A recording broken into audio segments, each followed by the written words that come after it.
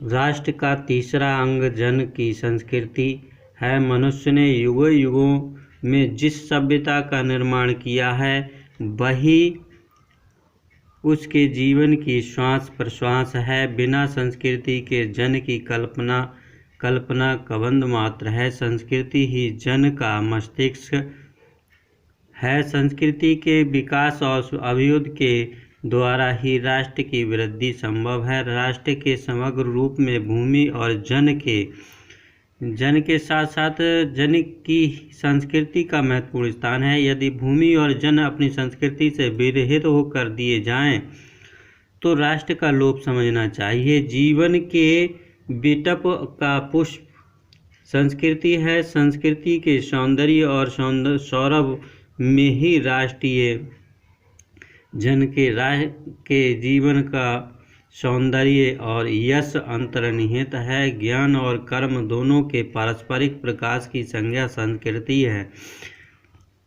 संस्कृति भूमि पर बसने वाले जन ने ज्ञान के क्षेत्र में जो सोचा है और कर्म के क्षेत्र में जो रचा है, दोनों के रूप में हमें राष्ट्रीय संस्कृति के दर्शन मिलते हैं। जीवन के विकास की युक्ति ही संस्कृति के रूप में प्रकट होती है। प्रत्येक जाति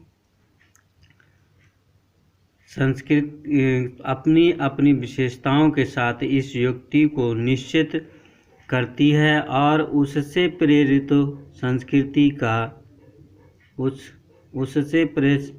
संस्कृति का विकास करती है। इस दृष्टि से प्रत्येक जन की अपनी अपनी भावना के अनुसार पृथक पृथक संस्कृति राष्ट्र में विकसित होती है,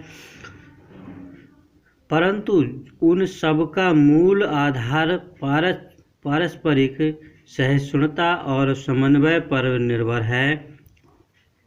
जंगल में जिस प्रकार अनेक लता वृक्ष और वनस्पति अपने अदम्य भाव से उठते हुए पारस्परिक समन्वित से अवरोधी स्थिति प्राप्त करते हैं, उसी प्रकार राष्ट्रीय जन अपनी संस्कृतियों के द्वारा एक दूसरे के साथ मिलकर राष्ट्र में रहते हैं। जिस प्रकार जल के अनेक प्रवाह नदियों के रूप में मिलकर समुद्र में एक रूपता प्राप्त करते हैं, उसी प्रकार राष्ट्रीय जीवन ही अनेक विधियां राष्ट्रीय संस्कृति में समन्वय प्राप्त करती हैं। समन्वय युक्त जीवन ही राष्ट्र का सुखदायी रूप है।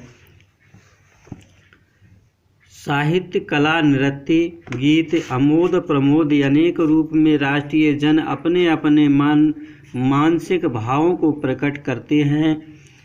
आत्मा का जो विश्वव्यापी आनंद भाव है वह इन विविध रूपों में साकार होता है। यद्यपि ब्रहा अरूप की दृष्टि से संस्कृति के ये बाहरी लक्षण अनेक दिखाई पड़ते हैं, किंतु आंतरिक आनंद की दृष्टि से उनमें एक सूत्रता है। जो व्यक्ति सहृदय है वह प्रत्येक संस्कृति के आनंद पक्ष को स्वीकार करता है और उससे आनंदित होता है। इस प्रकार की उदार भावना ही विविध जनों से बने हुए राष्ट्र के लिए स्वास्थ्यकर है। गांवों और जंगलों में स्वच्छंद जन्म लेने वाले लोकगीतों में, तारों के नीचे विकसित लोक कथाओं में संस्कृति का अमित भंडार भरा हुआ है, जहां से आनंद की भरपूर मात्रा प्राप्त हो सकती है।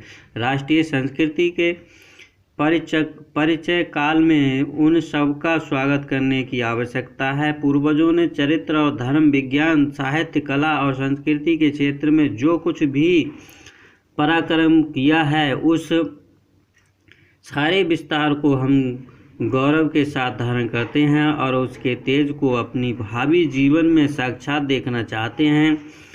यही राष्ट्र संवर्धन का स्वाभाविक प्रकार है, जहां अतीत वर्तमान के लिए भार रूप नहीं है, जहां भूत वर्तमान को जकड़ नहीं रहता रहना चाहता वरन अपने वरदान से पुष्ट करके उसे आगे बढ़ाना चाहता है, उस राष्ट्र का हम स्वागत करते हैं।